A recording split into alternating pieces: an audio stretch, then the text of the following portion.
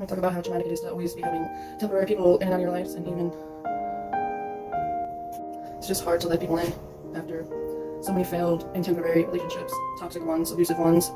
When your family also started out as a toxic, abusive one, it's hard to just, and then when you don't know that you've been traumatized or how bad it is, you try to go out and start as an adult, and then all you find is abusive and toxic relationships. And by the time you start healing, it's like, how much more healing? Like, I still find these temporary toxic people, and then when you don't find somebody who's toxic, when they're not toxic, it's like you can't get the emotions for them.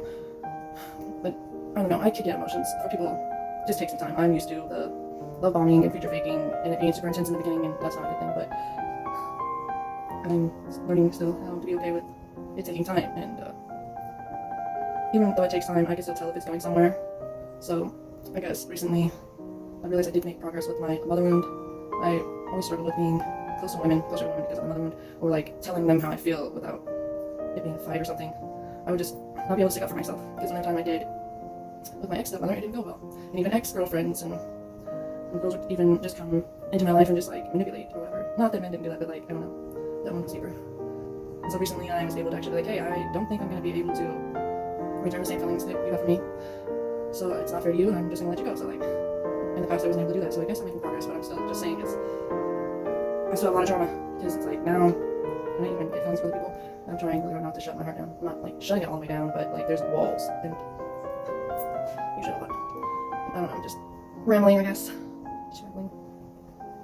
And I'm neurodivergent, so like people don't really, they don't seem to like neurodivergent people that much. Even other neurodivergent people, because we're all so different.